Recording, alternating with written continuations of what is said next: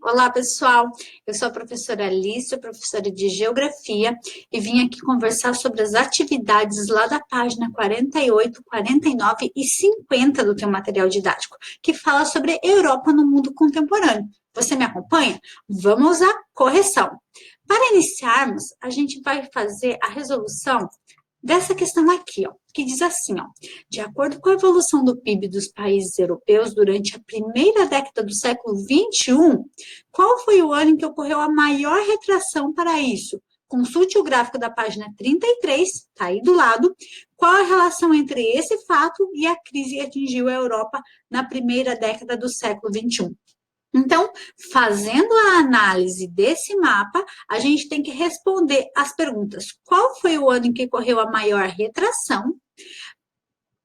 Qual a relação entre esse fato e a crise que atingiu a Europa na primeira década do século XXI? Veja só como ficaria. A maior retração aconteceu lá em 2009 e houve uma redução da atividade econômica, aumento do desemprego, redução do consumo, queda na taxa de lucro das empresas, que passaram a produzir menos. E toda essa conjuntura leva a uma redução nas riquezas geradas pelo país, que é expressada pelo PIB, que a gente consegue observar no primeiro mapa. Então, o ano que teve a maior retração, que teve o maior problema entre todos, foi lá em 2009.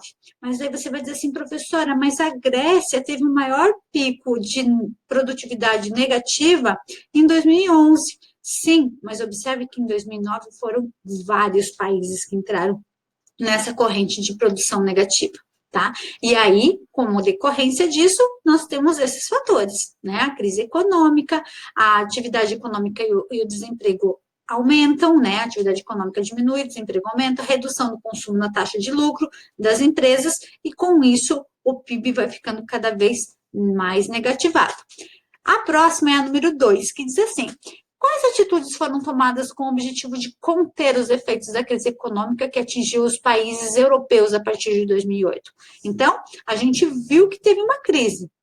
E quais foram as atitudes que os países tomaram para conseguir conter certos desses efeitos?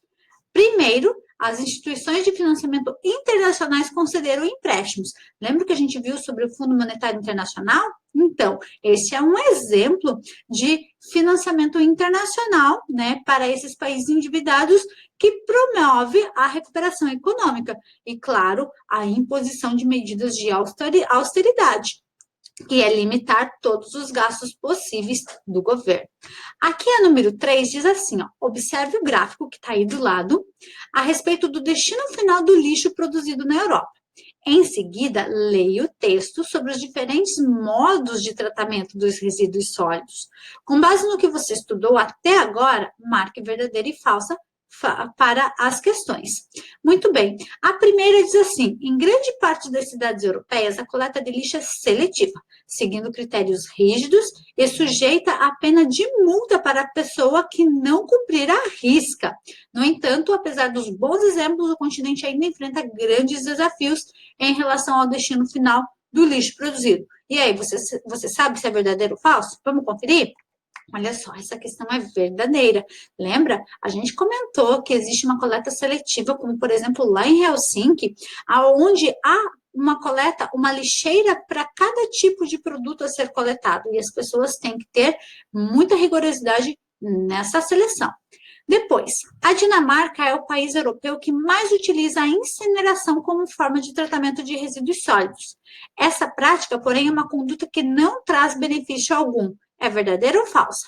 É falsa, né? Porque a Dinamarca não faz a incineração. E, com certeza, essa prática não traz nenhum tipo de benefício. Depois, nós temos aqui, em Barcelona, na Espanha, utilizam-se coletores ligados a sistemas subterrâneos de tubos que sugam os sacos de lixo. Este é levado para áreas distantes do centro da cidade, onde é reciclado. Com certeza é verdadeira, né? De acordo com o gráfico, a Alemanha é o país europeu onde a reciclagem é mais empregada. Essa forma de tratamento dos resíduos sólidos resulta em economia e energia gastas nos processos de produção. Diminui o uso de matéria-prima virgem. Verdadeira, a Europa recicla bastante.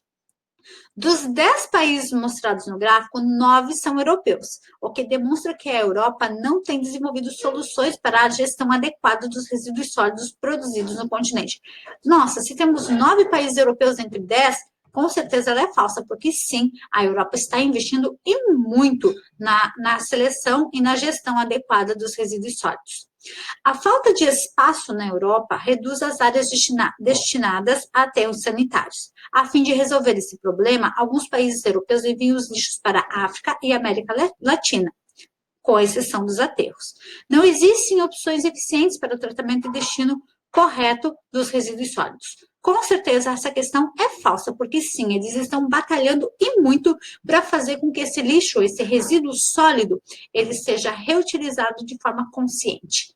E para finalizarmos, temos a número 5, que diz assim: por que os países europeus foram os primeiros a sentir as consequências ambientais do intenso processo de industrialização? Com certeza, é porque a atividade industrial se desenvolveu primeiro lá na Europa. O continente europeu teve um desenvolvimento econômico muito antes de outras regiões do planeta Terra. E, como consequência, os problemas ambientais foram sentidos pelos países europeus primeiro também, em especial aqueles relacionados à queima de combustíveis fósseis, como o carvão mineral e a geração de energia e o crescimento desordenado. E hoje eles estão aí batalhando e com certeza conseguindo atender e atingir metas para melhorar esta condição. Eu vou ficando por aqui, foi um prazer ter vocês me acompanhando e a gente se vê num outro momento. Até logo!